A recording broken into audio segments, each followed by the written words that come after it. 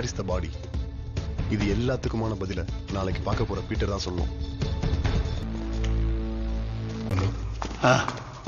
ரூபிமா, அப்பா, இந்த கேஸ்ல எனக்கு தெரிஞ்ச எல்லா விஷயத்தையும் சொல்லிட்டேன்ப்பா.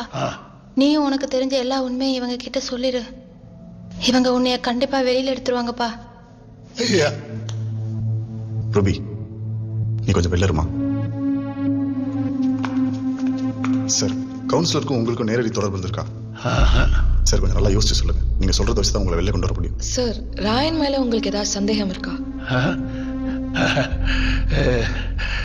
அக்கா எங்க? அக்கா ரூபி எல்லாம் சர்ச்சைக்கு போயிருக்காங்க. ராயா, நீ ஏன் மாமா இவ்வளவு சோகமா இருக்க? அதையே நினைச்சுக்கிட்டு தூக்கி போடுமாமா. நான் ஒரு நல்ல விஷயத்துக்கு தான் வந்திருக்கேன். 6 மாசம் இங்க இருக்க மாட்டேன். கேஸ் விஷயமா ஒழுக்கு போறேன். பெரிய அமௌண்ட் 10 லட்ச ரூபாய் கிடைக்கும். 2 பேரும் சரணடையனா எப்படிடா உன் பிரச்சனை முடிக்கலான்னு யோசிச்சுக்கிட்டு இருந்தேன். நல்ல வேலை, 5 லட்ச ரூபா உங்ககிட்ட கொடுத்தா கடனை கட்டுறீங்க இல்லையோ, போட்டை திருப்பிலாம்ல, அதை வச்சு புறப்பட்டலாம்ல. ஒரு கேஸ் கூட 6 மாசத்துக்கு மேல ஜெயில இருந்த சரித்திரமே கிடையாது. 6 மாசம் உள்ளுக்கு இருந்துட்டு வந்துட போறேன். என்ன ஒண்ணு, 6 மாசமா வாய்தான்னு போட்டுட்டு இருப்பானுங்க. அதை நினைச்சாதான் தலைவலிக்கும். அதெல்லாம் தாண்டி ஒரு பெரிய அமௌண்ட் கிடைக்கும். 3 வருஷம் கடல்ல போய் கஷ்டப்பட்ட எவ்வளவு அமௌண்ட் கிடைக்குமோ இதுல 6 மாசத்துல சம்பாரிச்சிடலாம். அதை வச்சு பழச்சுக்கலாம். ஏராயா, அந்த இன்னொரு ஆளுக்கு பதிலா நான் வேணா வரட்டுமா? 10 லட்சம் ரூபாய் கிடைக்கும்.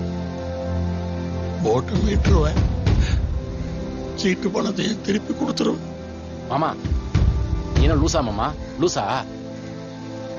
அமைதியாரு, நான் பாத்துக்கிறேன். மாமா இரு மாமா. முதல்ல ராயன் என்னை கூட்டு போக ஒத்துக்கல. நான் ரொம்ப வற்புறுத்துனதுனாலதான் ராயன் என்னை கூட்டு போனான். 2 பேரும் சரணடைறேன்னு சொல்லியிருந்தேன்ல. எனக்கு தெரிஞ்ச ஒருத்தர் இருக்காரு, பேரு பீட்ரு, எங்க மாமாதான். குரு, நம்ம சொல்றதெல்லாம் கேட்பாரு. சரி குரு. கரெக்டா இருக்கான். சரி குரு.